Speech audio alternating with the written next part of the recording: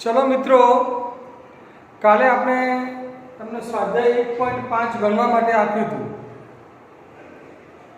तमे लोकोए स्वाध्याय 1.5 गणवा प्रयत्न कर्यो हशे। तो हवे जे मित्रोए स्वाध्याय 1.5 गण्यो छे अने एमां जे डिफिकल्टी सूचवी छे ते आपणे जोई लईए। तो जुओ, स्वाध्याय 1.5 मां 5मो दाखलो केटलाक मित्रोए आप्यो छे। હવે પાંચમા દાખલામાં શું કીધું છે કે અલગ અલગ ટાઈપના ગણ આપેલા છે અને એની વેન આકૃતિ દોરવાનું કીધું છે। જેમ કે પહેલા કીધું છે a યોગ b કાઉન્સની પર ડેશ, એની વેન આકૃતિ દોરો। a યોગ b કાઉન્સની પર ડેશ ની વેન આકૃતિ।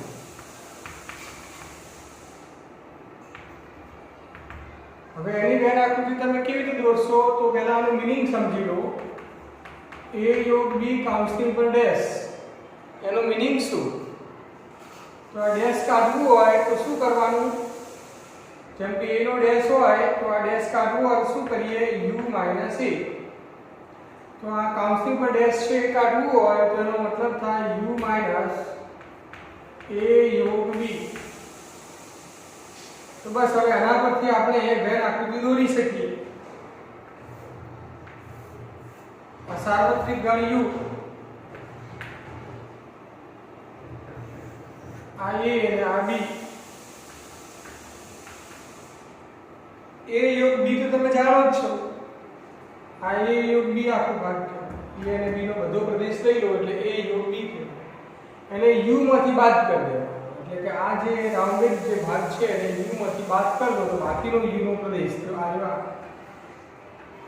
मूल a योग b सिवायનો u નો ભાગ। a योग b નહીં લેવાનો, એ સિવાયનો ભાગ એટલે આ લો।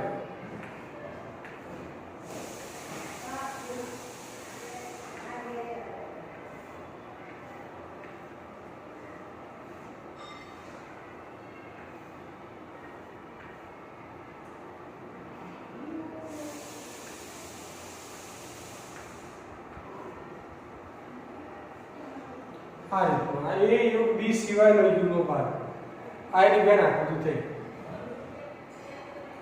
પછી બીજા નંબરનો છે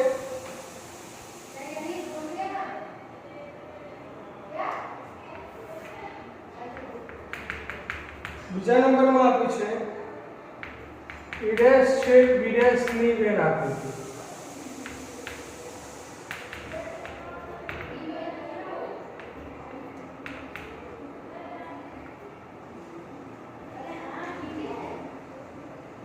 चलो a डैश छेद b डैश की वेन आकृति के दोस्तों तो जो a डैश छेद b डैश બંને ઉપર અલગ અલગ ડેશ છે। બંનેનો ડેશ ભેગો કરીને એક જ ડેશ કરવો છે। તો કાલે આપણે જોઈ કે ધ મોર્ગનનો નિયમ, ધ મોર્ગનના નિયમ પ્રમાણે આ બંનેનો એક જ ડેશ કરવો હોય તો છેદનું શું થઈ જશે? યોગ, એટલે કે a योग b काउंसलिंग पर डैश। द मॉर्गनના નિયમ પ્રમાણે બે અલગ અલગ ડેશ હતા તો ભેગો એક ડેશ।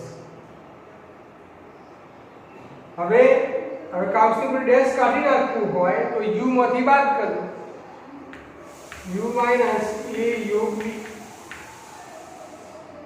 તો આનું વાત થઈ u - a योग b। આ રીતની જ વેન આકૃતિ થશે, મીનિંગ આનું વાત થઈ u uh a uh b a योग b એટલે આ પ્રદેશ એ બાદ કરી દેવાનો, એ સિવાયનો u નો ભાગ એટલે આ દેવાનો। મતલબ આ બંને એક જ છે, આ બંને એક જ છે। ધ મોર્ગનના નિયમ પ્રમાણે કાઉન્સ છોડ દો તો આ શું છે? ડેશ છે b ડેશ આ જ વાત છે, એટલે આ બંને એક જ છે। તો બંનેને સમજવું હોય તો આ રીતે સમજી શકાય છે।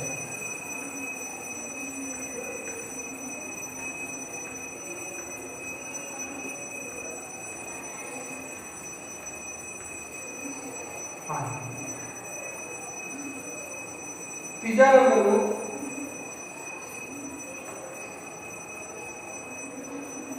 a छेद b काउंसलिंग पर डैश।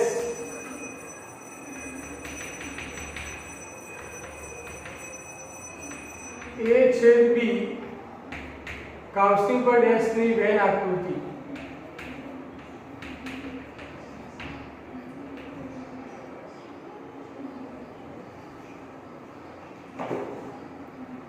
चलो अब एम आकृति के लिए दोस्तों ए छेद बी काउंसिंग पर डैश। चलो काउंसिंग पर डैश काढ़ी नाखो छो तो u માંથી બાદ કરજો u માઈનસ a છેદ b u માંથી a છેદ b વાળો ભાગ બાદ કરજો તો મેં આકૃતિ આ રીતે સાર્વત્રિક ગણી આગળ a આગળ b આ વચ્ચેનો ભાગ છે a છેદ b છે આખા ગણ u માંથી અને a છેદ b વાળો ભાગ બાદ કરજો બાકીનો બધો ભાગ લેવાનો એટલે આ ભાગ વચ્ચેનો ભાગ લેવાનો નથી છેદ વાળો ભાગ નથી લેવાનો બાકીનો બધો ભાગ લઈ શકાય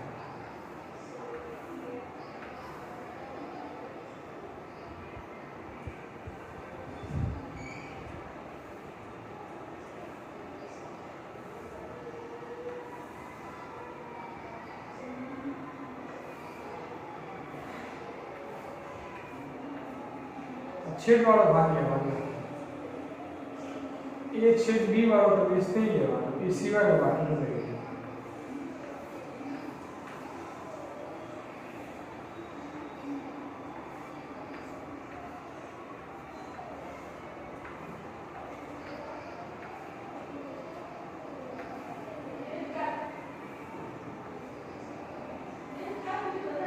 સારો ભાગ લેવાનો ए छेद b सिवायનો u નો પ્રદેશ આની બે નાખી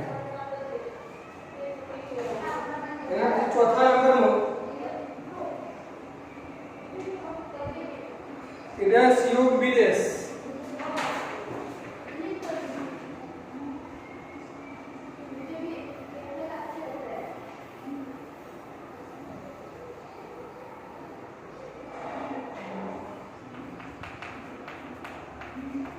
डैश योग बी डैश ની બે નાખો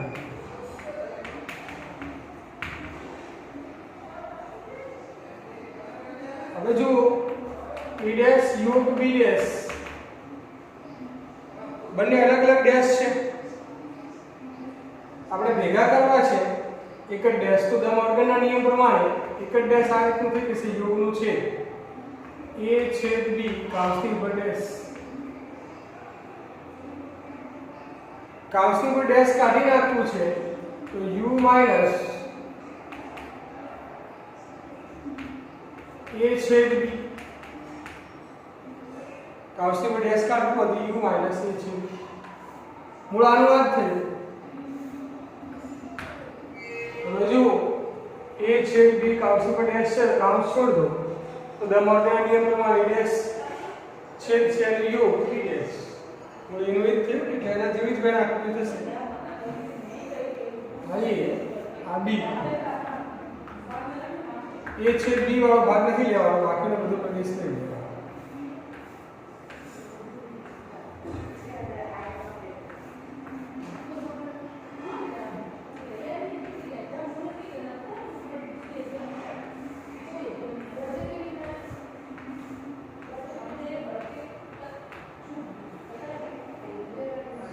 ये छेद b वाला प्रदेश नहीं बाकी लोग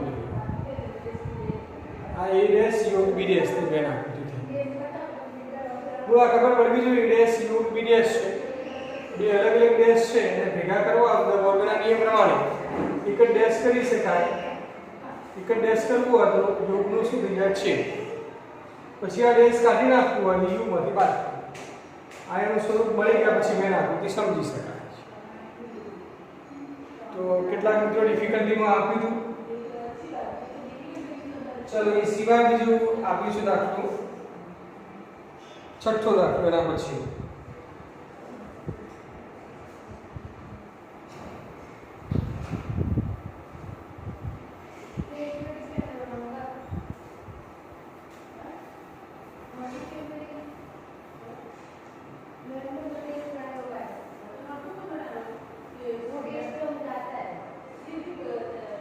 छठा दाखला में शुद्ध पूछे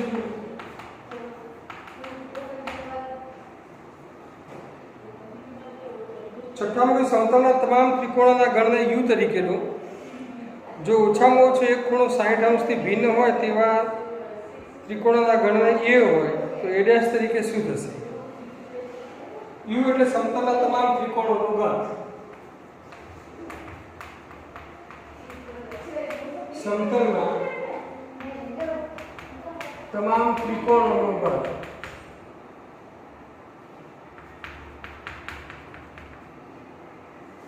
એ એટલે ઓછામાં ઓછો એક ખૂણો 60 અંશથી ભિન્ન હોય તેવા ત્રિકોણોનો ગણ. ઓછામાં ઓછો એક ખૂણો 60 અંશથી ભિન્ન હોય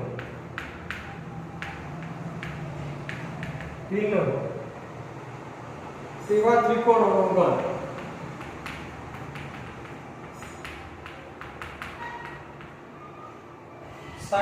થી ભિન્ન હોય મતલબ ઓછામાં ઓછો એક ખૂણો 60 અંશથી ભિન્ન હોય એટલે કે ઓછામાં ઓછો એક ખૂણો 60 અંશ ન હોય અને ભિન્ન હોય મતલબ કે 60 અંશથી અલગ હોય. અને બીજા અર્થમાં આવી રીતે લખી શકાય ઓછામાં ઓછો એક ખૂણો 60 અંશ ન હોય તેવા ત્રિકોણોનો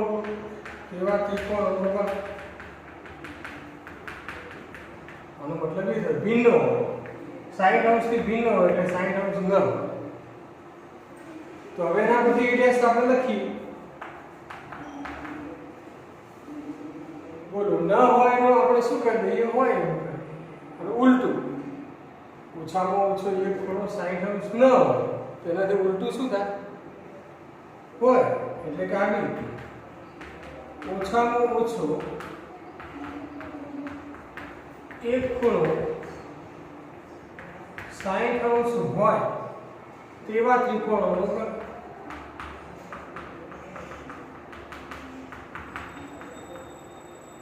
આ ન હોય એનું હોય ડેશ કરી દીધો એટલે પૂરક ગણાય થઈ. ઓછામાં ઓછો એક ખૂણો 60 અંશ હોય તેવા ત્રિકોણોનો ગણ. ઓછામાં ઓછો એક ખૂણો 60 અંશ હોય એટલે કે એક ખૂણો 60 અંશનો હોય અથવા એકથી વધુ બે ખૂણા પણ 60 અંશના હોઈ શકે. અને બે ખૂણા 60 અંશના ન હોય એટલે ત્રીજો ખૂણો 60 નો થઈ જ જાય. હવે ત્રિકોણના ત્રણેય ખૂણાનો માપનો સરવાળો કેટલો થાય 180. એટલે એક ખૂણો 60 નો અથવા તો બે ખૂણા 60 નો. બે ખૂણા 60 ના નો એટલે ત્રણ ખૂણા 60 ના ઓટોમેટિક થઈ જ જાય. એટલે ઓછામાં ઓછો એક ખૂણો 60 નો હોય તેવા ત્રિકોણનો ગણ. એમાં કયા ત્રિકોણ આવશે તો કે ઓછામાં ઓછો એક એટલે કે એક અથવા એકથી વધુ ખૂણા 60 ના હોય એટલે એક ખૂણો 60 નો હોય એવા ત્રિકોણો પણ આમાં આવે અને બે ખૂણા 60 ના હોય એવા ત્રિકોણો પણ આમાં આવે. અને બે 60 ના હોય એટલે ત્રણ 60 ના એમાં આવી જ જાય. એટલે આ થોડું યાદ રાખવું. તો આપણે આ ભિન્નનો અર્થ શું થાય છે એ ખ્યાલ હોવો જોઈએ. 60 અંશથી ભિન્ન હોય એટલે કે 60 અંશ ન હોય તો આના પૂરક ગણ તો 60 અંશ હોય.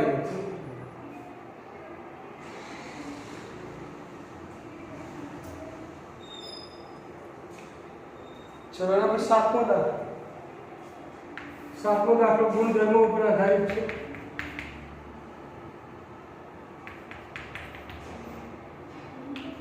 a યોગ a ડેશ બરાબર ખાલી બોલો આ તો ગુણધર્મ છે. a યોગ a ડેશ અને a છેદ a ડેશ શું થાય ખ્યાલ નથી કર્યું ને a છેદ a ડેશ કીધું હોય તો ફાઈ બીજી ખાલી જગ્યાએ કીધું છે ફાઈનો ડેશ છેદ a. બોલો ફાઈનો ડેશ છેદ a શું થશે? ફાઈનો ડેશ છેદ a. ફાઈનો ડેશ એટલે શું હોય તો ગુણધર્મમાં આપણે આવી ગયું છે. ફાઈનો ડેશ u નો ડેશ એટલે ફાઈ, ફાઈનો ડેશ એટલે u છેદ a. કારણ કે ફાઈનો dash is equal to u થાય એવું ગુણધર્મમાં આવી ગયું છે. પછી આ બધું તો છેદગણ. હવે આ બધા છેદગણમાં જે ગણ નાનો હોય તે આવે u અને a માં નાનો પણ તો a આવશે.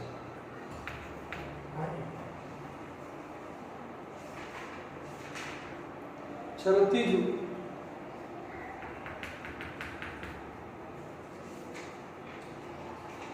a છેદ a dash is equal to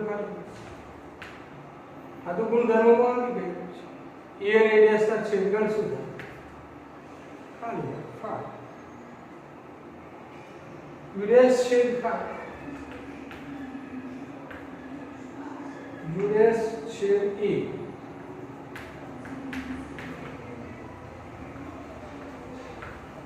u dash છેદ a બોલો u ડેશ એટલે શું ગુણધર્મોમાં આવી ગયું છે u ડેશ એટલે ફાઈ ફાઈ છેદ a અને u ડેશ ને આપણે ફાઈ બોલો ફાઈ છેદ a આ બંનેમાં જે કોઈ નાનું હોય તે આ ફાઈ છેદ a નું નાનું કોણ ફાઈ તો ફાઈ તો જો અહીંયા 1.5 પૂરું થયું આ 1.5 માં તમે જે ડિફિકલ્ટી આપી હતી આપણે સોલ્વ કરી એ સિવાય કોઈ હજી ડિફિકલ્ટી હોય તો તમે જણાવજો તો આપણે એ સોલ્વ કરીશું તમે ડિફિકલ્ટી નહીં આપો તો એમ માની લઈશું કે તમને એ આવડે છે તો હવે આપણે 1.5 માં તમને બધું આવડે છે એમ માનીને આગળ વધીએ કાલે કદાચ ગણો અને ના આવડે તો ડિફિકલ્ટી જણાવજો તો ફરી ગણાવી હવે જો 1.5 પછી નોંધ સમજી લઈએ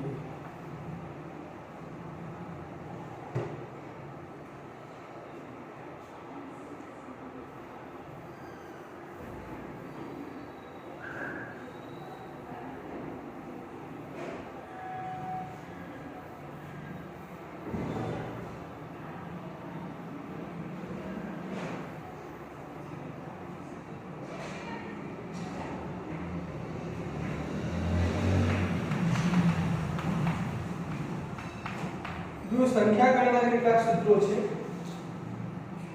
ગણની સભ્ય સંખ્યા દર્શાવતા સૂત્રો ગણની સભ્ય સંખ્યા દર્શાવતા સૂત્રો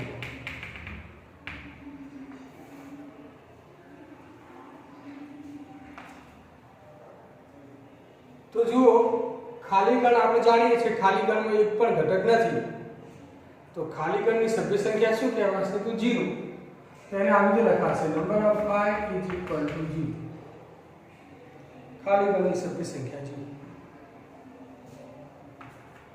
પછી ગણ એના પૂરક ગણ a ડેશ ગણ એનો પૂરક ગણ એટલે a ડેશ એની સભ્ય સંખ્યા કેટલી તો એના માટે સૂત્ર છે number of u minus number of a u માંથી a બાદ number of a dash is number of u minus number of a number of a छेद b dash એટલે શું a छेद b dash ની સભ્ય સંખ્યા કેટલી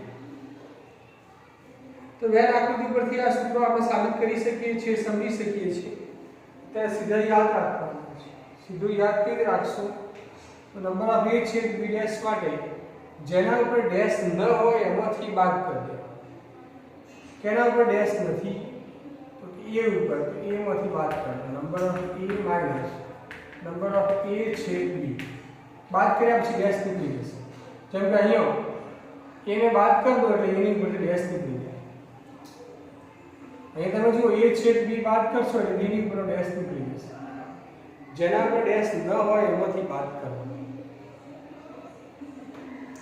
આ સૂત્ર આવી રીતે પણ લખાય આ ડેશ વાળા પરિણામને આપણે આગળ જોઈ ગયા નોંધમાં તમે જુઓ પેમ્પલેટમાં તો આ ડેશ વાળું સૂત્ર આ રીતે પણ લખાય છેદ અને ડેશ કાઢી નાખવું હોય તો શું લખાય a માઈનસ b આપણે અર્થઘટનમાં લખાવેલું છે જો a માઈનસ b એટલે શું માઈનસ કાઢી નાખવું હોય તો a છેદ b ડેશ એવું અર્થઘટનમાં આવી ગયું છે એટલે આ બંને એક જ કહેવાય a છેદ b ડેશ અને a માઈનસ b બંને એક જ કહેવાય એવી રીતે આપણે જોઈ ગયેલા છીએ કે b માઈનસ a એટલે શું તો આ માઈનસ કાઢી નાખવું હોય તો b છેદ a ડેશ અર્થઘટન કરીને એક પરિણામ લખાવેલું છે a માઇનસ b માઇનસ કાઢી નાખવું હોય તો a છેદ b ડેશ, જેના આગળ માઇનસ હોય એના પર ડેશ કરી દેવાનું, b માઇનસ a b છેદ a ડેશ.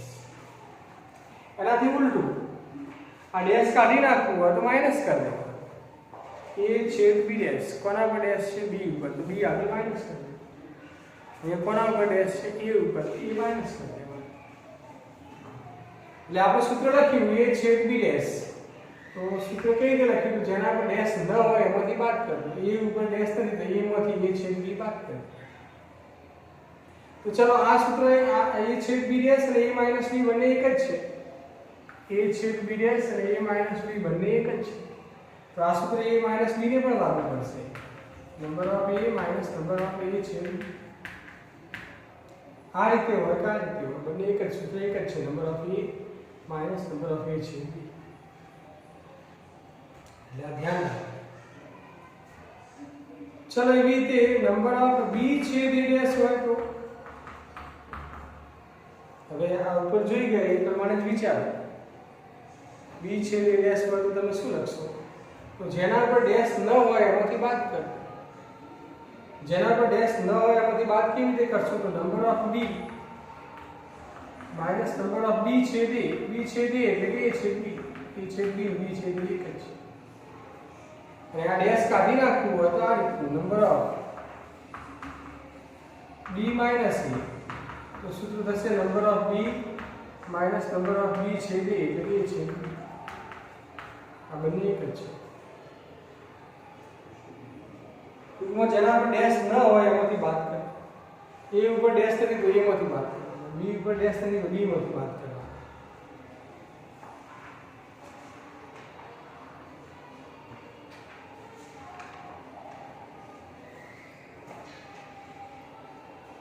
હવે ધારો કે બંને ડેશ વાળા હોય, આ તો એક ડેશ વાળા જોઈ ગયા. ખાલી એકલા a ઉપર ડેશ હોય તો આ રીતનું, a અને b માંથી b ઉપર ડેશ હોય, a અને b માંથી a ઉપર ડેશ હોય.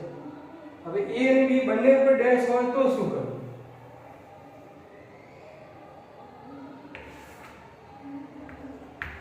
નંબર ઓફ a ડેશ છેદ b ડેશ હોય તો શું કરવું? આ એક ડેશ વાળા સૂત્ર છે. એક ડેશ, આ એક b ઉપર ડેશ, આ a ઉપર ડેશ, બંને ઉપર a ડેશ છેદ b ડેશ, બંને ઉપર ડેશ હોય તો બે અલગ અલગ ડેશ છે એક જ ડેશ કરો. અલગ અલગ ડેશ નું એક જ ડેશ, બે ડેશ છે એનું એક જ ડેશ કરો. કેવી રીતે? દ મોર્ગનના નિયમ પ્રમાણે. દ મોર્ગનનો નિયમ છે કે નંબર ઓફ આ બંનેનો ડેશ કાઉન્સની પર ભેગો કરવો એક જ ડેશ, તો એ વખતે છેદનું શું થઈ જશે? યોગ. એટલે કે a યોગ b કાઉન્સની ઉપર ડેશ. આ દ વર્ગના નિયમ પ્રમાણે અલગ અલગ ડેશ હોય તો એક જ ડેશ થઈ શકે. પછી આ ડેશ કાઢી નાખવું છે. તો જેવી રીતે અહીંયા એક જ ગણ ઉપર ડેશ હતો તો કાઢવા માટે આપણે u નો ઉપયોગ કર્યો. તો અહીંયા એક જ ગણ છે એમ સમજીને ડેશ કાઢી નાખો તો u માંથી બાદ કરો. Number of u minus number of a યોગ b.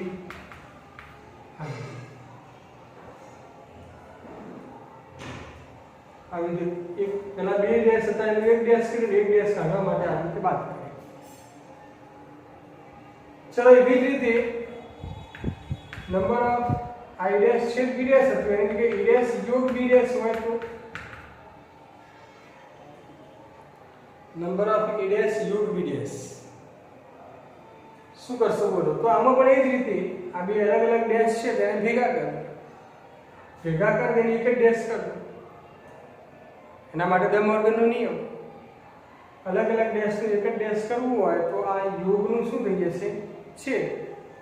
એટલે કે આ રીતનું નંબર ઓફ a છેદ b કાઉન્સની ઉપર ડેશ. કાઉન્સની ઉપર ડેશ હવે કાઢી નાખવું છે. તો કાઉન્સની ઉપર ડેશ કાઢવું હોય તો નંબર u માંથી બાદ કરો. Number of u minus number of a છેદ b.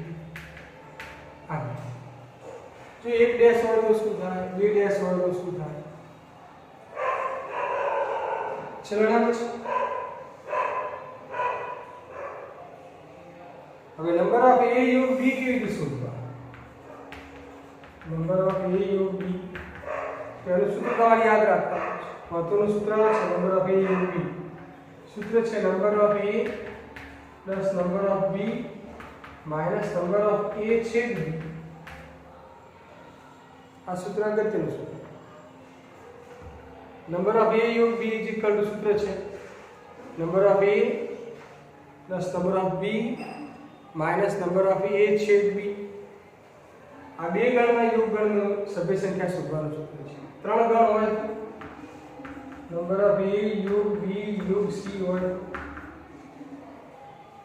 તો એના માટે પણ આ જ પ્રમાણે સૂત્ર છે જે યાદ રાખવાનું છે number of a plus number of b plus number of c minus number of a છેદ b minus number of b છેદ c minus number of c छेद a અને પ્લસ નંબર ઓફ a છેદ b છેદ c।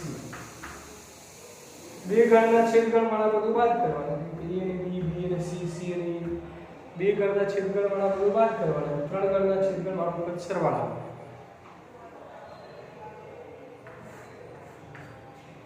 તો ફરી એકવાર number of 5 is equal two 0। Number of a dash તમે જાણો છો ડેશ કાઢો તો u માંથી બાદ કરો number of u minus number of a છેદ b ડેશ તો જેના પર ડેશ ન હોય એમાંથી બાદ કરો number of a minus number of a છેદ b તો ડેશ નીકળી જાય તો અહીં ડેશ નીકળી ગઈ ડેશ નીકળી ગઈ। હવે આ જે છે ધારો કે અહીંયા a છેદ b ડેશ છે અને બીજા અર્થમાં શું કહેવાય a માઈનસ b પણ કહેવાય a માઈનસ b માટે પણ આ જ સૂત્ર છે। છે નંબર ઓફ b છેદ a ડેશ કોના પર ડેશ નથી b પર તો b માંથી બાદ કરો જેના પર ડેશ ન હોય એમાંથી બાદ કરો આ બીજું number of b minus number of a છેદ b અને b છેદ a ડેશ નો મીનિંગ શું થાય છે b માઈનસ a એના માટે પણ આ છે। આ તો એક એક a ના ઉપર ડેશ b ના ઉપર ડેશ a ના ઉપર ડેશ એક ગણ પર ડેશ હોય ધ્યાન રાખો। હવે બે ગણ પર ડેશ હોય a ડેશ અને b ડેશ બંને સાથે હોય नंबर ऑफ a डैश छेद b डैश तो બંને ઉપર ડેશ હોય તો એક ડેશ માં કન્વર્ટ કરો એક ડેશ માં કન્વર્ટ કેવી રીતે કરશો તો મોર્ગનના નિયમ પ્રમાણે બંનેનો ભેગો ડેશ કાઉન્સના ઉપર કરો તો એ વખતે બંને વચ્ચે છેદ છે એનું શું થઈ જશે યુ। પછી હવે કાઉન્સની પર ડેશ કાઢી નાખો અને યુ માંથી બાદ કરો એવી રીતે a ડેશ યોગ b ડેશ છે અહીંયા પણ તમે જુઓ બે ડેશ છે એક જ ડેશ મોર્ગનના નિયમ પ્રમાણે કાઢો યોગનું છેદ થઈ જશે a છેદ b કાઉન્સની પર ડેશ કાઉન્સની પર ડેશ કાઢી નાખો યુ માંથી બાદ કરો। પછી નંબર ઓફ a યોગ b શોધવાનું સૂત્ર તો સીધું એના આકૃતિ પરથી સાબિત થઈ શકે સમજી શકાય છે આપણે ડાયરેક્ટ યાદ જ રાખવાનું છે નંબર ઓફ a યોગ b is equal two number of a plus number of b minus number of a છેદ b। આ બે ગણની જગ્યાએ ત્રણ ગણ હોય નંબર ઓફ a યોગ b યોગ c હોય તો આ સૂત્ર થશે number of a plus number of b plus number of c minus number of a છેદ b minus number of b છેદ c minus number of c છેદ a plus number of a છેદ b છેદ c। તો ગણની સભ્ય સંખ્યા માટેના આ સૂત્રો બધા આપણે યાદ રાખવાના છે પૂરું યાદ રહેશે બે ત્રણ વાર લખી તૈયાર કરજો થઈ જશે તૈયાર। ચલો આ સાથે આ ચેપ્ટરની નોંધ અહીં પૂરી કરી। હવે આપણે છે ઉદાહરણ 23 ઉદાહરણ 23 જોઈએ।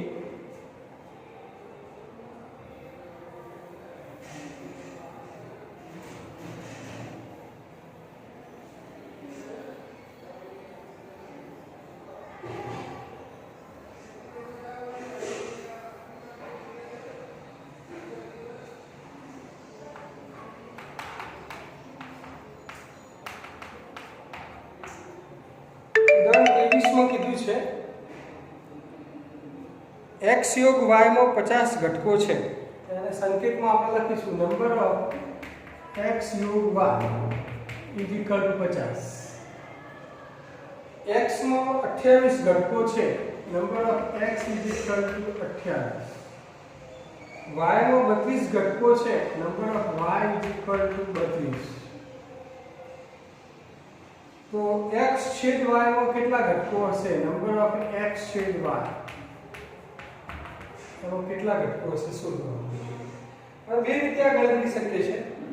એક તો આપણે જે સૂત્ર જોઈ ગયા સૂત્ર પ્રમાણે પણ ગણી શકાય અને વેન આકૃતિ પ્રમાણે પણ ગણી શકાય.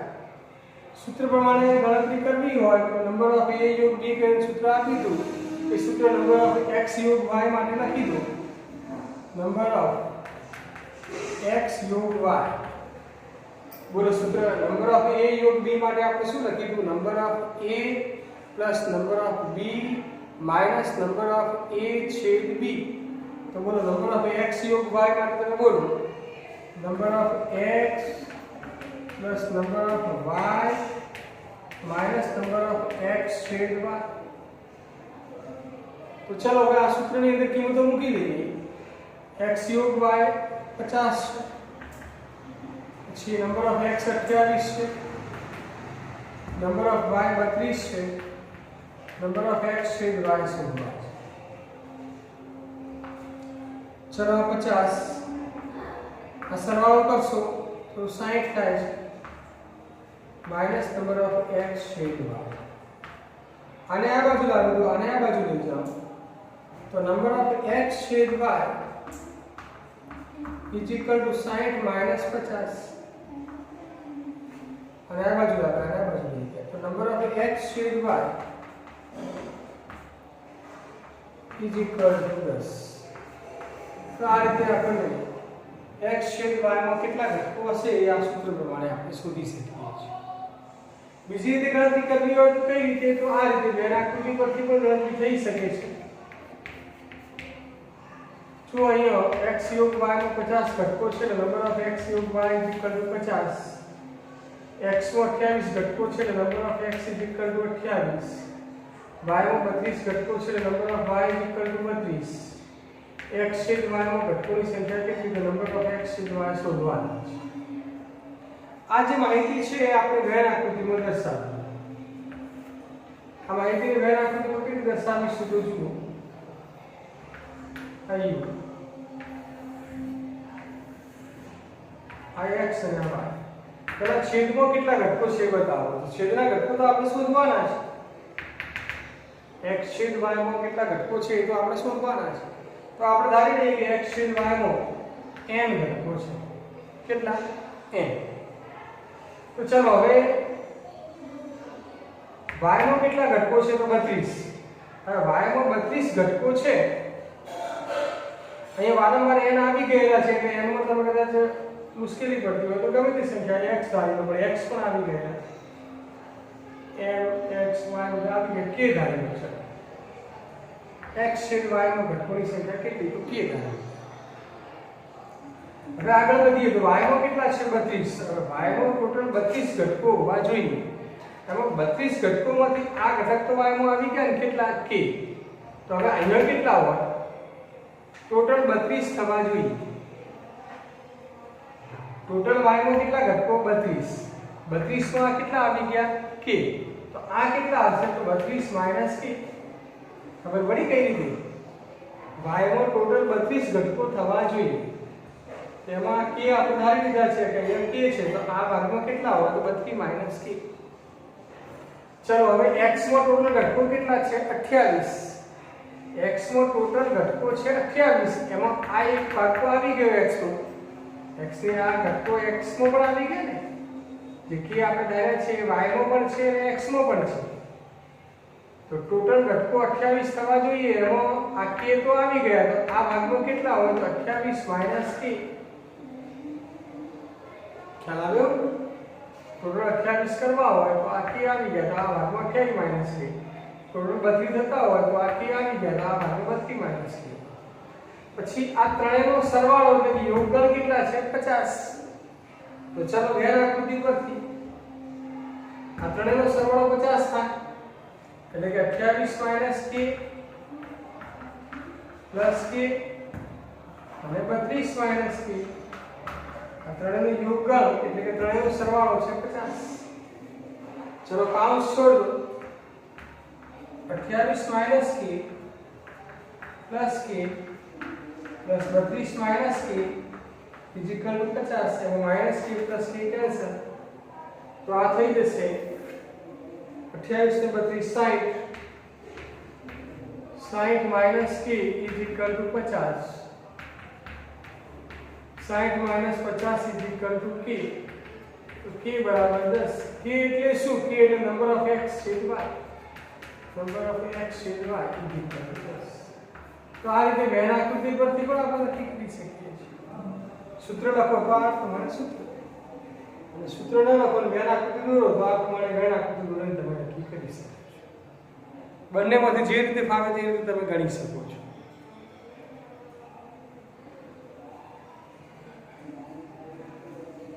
ચલો એના પછી ઉદાહરણ 24. ઉદાહરણ 24 માં કીધું છે એક શાળામાં 20 શિક્ષકો ગણિત અથવા ભૌતિક વિજ્ઞાન શીખવે છે. આ શિક્ષકો પૈકી 12 ગણિત શીખવે છે અને 4 ભૌતિક વિજ્ઞાન અને ગણિત બંને શીખવે છે. તો કેટલા શિક્ષકો ભૌતિક વિજ્ઞાન શીખવતા હશે?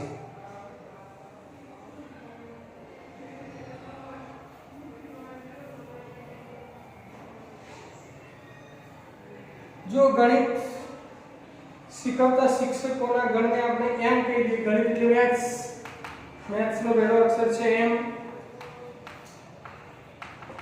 અને ભૌતિક એટલે કે ફિઝિક્સ, ફિઝિક્સનો પહેલો અક્ષર છે પી. તો મેથ્સ શીખવતા શિક્ષકોના ગણને એમ કહીએ અને ભૌતિક વિજ્ઞાન શીખવતા શિક્ષકોના ગણને આપણે પી કહીએ. તો અહીં તમને આપેલું છે ગણિત અથવા ભૌતિક વિજ્ઞાન શીખવે છે એવા 20 શિક્ષકો. ગણિત એટલે એમ અને ભૌતિક વિજ્ઞાન એટલે પી. એમ અથવા પી એટલે એમ યોગ પી તમને આપેલા છે કેટલા? 20. નંબર ઓફ એમ યોગ પી ઇઝ ઇક્વલ ટુ 20. ધારો કે ગણિત શીખવતા શિક્ષકોનો ગણ એમ અને ભૌતિક વિજ્ઞાન શીખવતા શિક્ષકોનો ગણ પી છે એવું લખો તોય બરાબર, ન લખો તોય ચાલે. નંબર ઓફ એમ યોગ પી ઇઝ ઇક્વલ ટુ 20. પછી ગણિત 12 શિક્ષક ગણિત શીખવે છે એટલે number of M is equal to 12. 4 ભૌતિક વિજ્ઞાન અને ગણિત બંને શીખવે છે એટલે નંબર ઓફ એમ છેદ પી, બંને શીખવતા હોય છેદ પી ઇઝ ઇક્વલ ટુ 4. તો કેટલા શિક્ષકો ભૌતિક વિજ્ઞાન શીખવતા હશે? Number of P is equal two કેટલા આ શોધવાનું. તો આ પણ બે રીતે આપણે ગણીએ, એક સૂત્ર રીતે અને બીજું વેન આકૃતિ રીતે. સૂત્ર રીતે એટલે પી એમ, નંબર ઓફ એમ યોગ પી માટે સૂત્ર લખો. તમને એમ કે એમ અને પી લઈએ, એ અને બી લઈએ, એક્સ અને વાય લઈએ તો ચાલે, તો હવે ચાલે, કઈ વાંધો નહીં. ગણિત શીખવતા શિક્ષકોનો ગણ એ અને ભૌતિક વિજ્ઞાન શીખવતા શિક્ષકોનો ગણ બી, એ રીતે લઈને ગણતરી કરો તો પણ ચાલે. આ તો મેથ્સ માટે એમ અને ફિઝિક્સ માટે પી, તો યાદ રાખવામાં સરળ રહે એટલા. તો નંબર ઓફ એમ યોગ પી ઇઝ ઇક્વલ ટુ સૂત્ર બોલો. Number of M plus number of P minus number of M છેદ પી. ચલો કિંમતો મૂકો. નંબર ઓફ એમ યોગ પી છે 20, નંબર ઓફ એમ છે 12, નંબર ઓફ પી આપણે શોધવાના છે. નંબર ઓફ એમ છેદ પી આપણી પાસે છે 4. ચલો 20 ઇઝ ઇક્વલ ટુ 12 માઇનસ 4 એટલે 8 પ્લસ નંબર ઓફ પી. 8 ને આ બાજુ લાવી દો. 20 minus 8 is equal two number of પી, એટલે કે number of P is equal two થશે 12. 20 માંથી 8 થશે એટલે 12. તો ભૌતિક વિજ્ઞાન શીખવતા શિક્ષકોની સંખ્યા કેટલી? તો 12. અને વેન આકૃતિ રીતે ગણવું હોય તો કઈ રીતે? તો અથવા કે બીજી રીતે આપણે આ રીતે પણ ગણી શકીએ.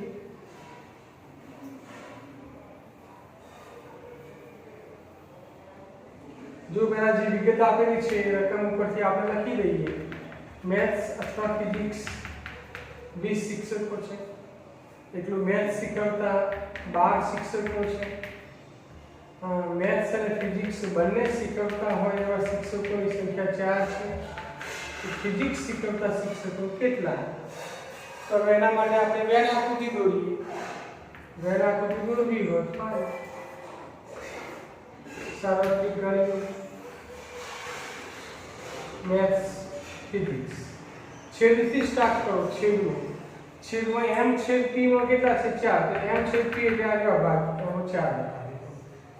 પછી m માં છે 12. ટોટલ m માં 12 ઘટકો છે. એ 12 ઘટકોમાં 4 ઘટકો તો આવી ગયા. ટોટલ 12 થવા જોઈએ, એમાં 4 તો આવી ગયા. તો બાકી કેટલા રહ્યા? તો 8. 8 ને 4 12 થઈ ગયા. એમાં 12 જોઈએ તો 12 થઈ જશે. પછી m અને p નો જે સરવાળો થાય છે 20 થવો જોઈએ. p માં કેટલા ઘટકો છે? p માં ઘટકો તો આપણી પાસે છે ને, તો આપણે ધારી લઈએ કે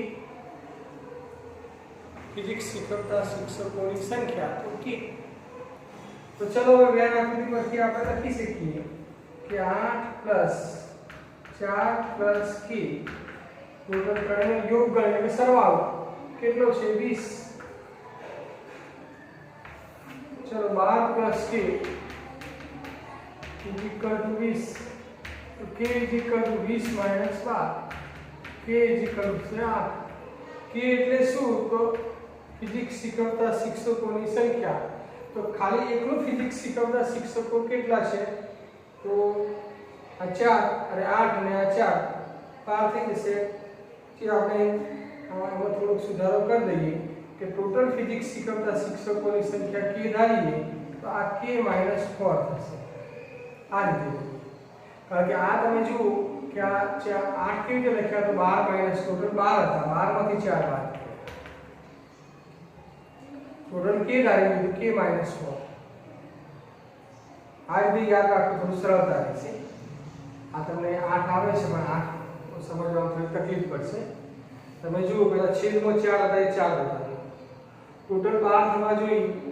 ટોટલ 12 માં 4 તો આવી ગયા, તો 4 બાદ કરો એટલે 8 લખો તો ચાલે, પણ આ સમજવા માટે 12 - k. પછી આમાં ટોટલ આપણે k ધારી લઈએ તો k માં 4 તો આવી ગયા છે, તો k - 4. હવે આ ત્રણનો યોગગણ એટલે કે સરવાળો છે 20. એટલે 12 - 4 + 4 તો k - 4. આમ ટોટલ લઈ લો 20. 12 આ -4 અને +4 ઉડી જશે. બરાબર આ રીતે લઈ લો. કાવશો ચલો 12 - 4 એટલે 8 + 4 + k - 4 = 20. +4 - 4 ઉડી જાય છે. 8 + k = 20. k = 20 - 8 k = 12. k એટલે શું? ફિઝિક્સ શીખવતા શિક્ષકોની સંખ્યા તો 12. એ રીતે પણ 12 આવી જાય.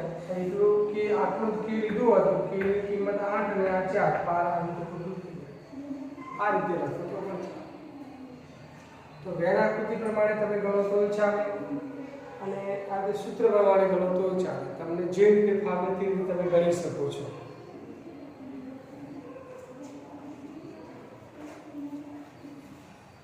તો આ થયું ઉદાહરણ 24. હવે ઉદાહરણ 25, 26, 27 અને સ્વાધ્યાય 1.6 ની ચર્ચા આપણે આવતીકાલે આગળ કરીશું. આજે આટલા સુધી રાખીએ છીએ.